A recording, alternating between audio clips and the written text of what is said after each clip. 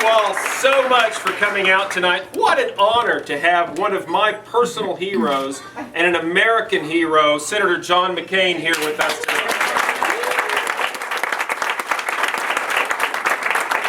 Susan, David, and Peggy Ellis, I want to thank you all for hosting us here. This is fantastic, and I want to thank you all for coming out. Just bear with me for a second. I have a few names that I want to read. Senator McCain's staff has been fantastic, and Joe for that very succinct introduction. Thank you for that.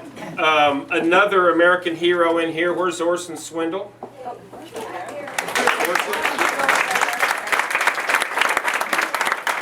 I don't know if Angie's here tonight, but thank you all very much.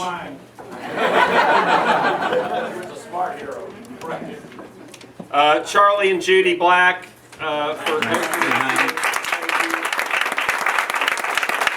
Marie Sino. I don't know if Marie, I haven't seen her in here tonight.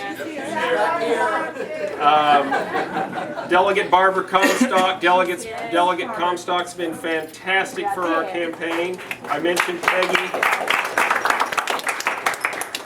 A trendsetter in the 8th District, Council Member Frank Fannin, right here.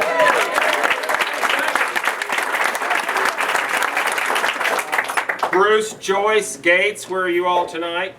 She's back here. All right. We've got a full house. Thank you all. Okay. Randy Johnson. Yes, sir. Randy right here. Ken DeHage, and I know Ken's here. Right here. Thank you, Ken. And a classmate of the senators, Mike Giglio, and his wife Eileen, who's been terrific with the campaign. And one of our benefactors, Gant Redmond. I know I saw you. And I know Chris and Don, you're here. I saw you guys earlier. Gary, that right there. Thank you all. And an old military veteran friend of mine, not old, we're old friends, because she's younger than I am, Tiki Mitchell. Where is Tiki? Navy Commander, JAG officer. He kept me out of trouble many times in the State Department, and that is not easy. Robin Rowan. Robin, where are you? Robin's right back here, thank you. Justin Siglo. Jenny Snagan. I know I saw Jenny earlier tonight. And Beverly Talkie. Thank you all so much. And everyone else, thank you all so much for coming out. I'll be brief. Listen, most of you know me, but I come from a pretty simple background. I was raised by a single mother. She was a librarian in an elementary school. And I joined the Army when I was in college, and for the next 24 years, from Baghdad to Belgrade, from the top of a tank to the Security Council, it's been my great honor to serve this country in uniform, and no bigger honor to me to have so many veterans in the house tonight. I will say this, and while it is a huge honor to have Senator McCain here, as an Army guy just in general, to have the Navy come and bail your chestnuts out of the fire, but we drive on, we persevere.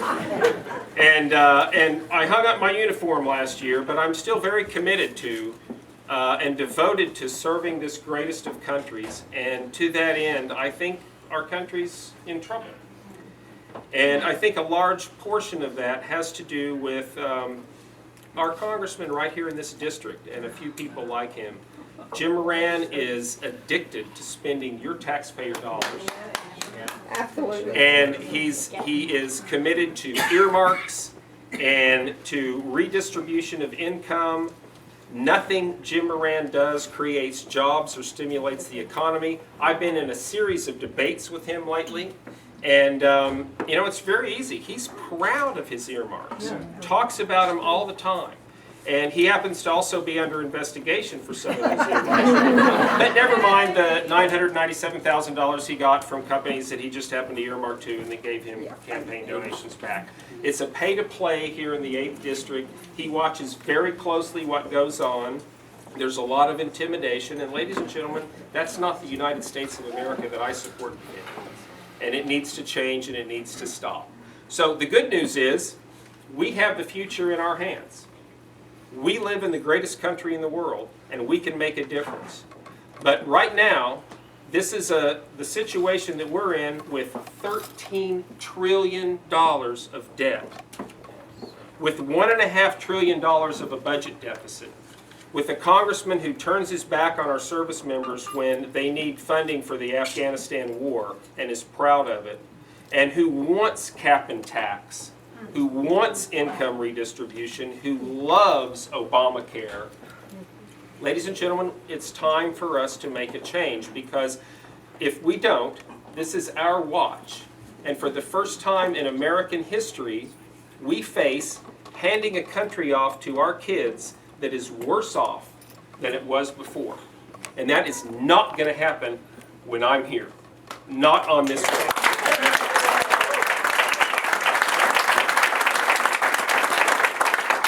So we asked Jim the other night, well, if you get reelected, what are you going to do differently? What are you going to do differently from the debt, from the national security issues, from everything else? And he proudly said, I'm not going to do anything differently. I'm happy with the way things are.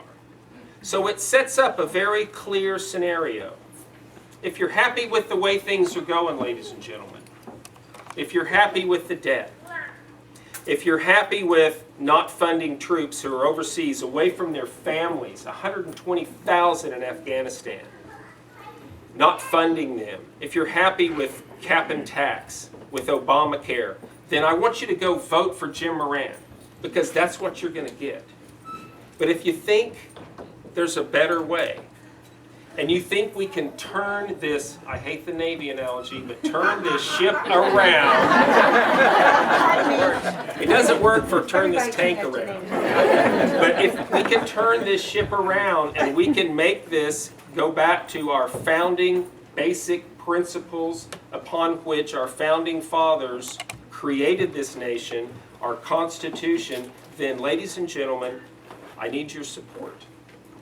I need your vote on November 2nd. I need you to help me get out the vote. I need your contributions, and I need your enthusiastic support. I don't need, well, good luck, Patrick. I hope you make it happen. Because I can't win this race, but this room right here, we can win this race. Yeah.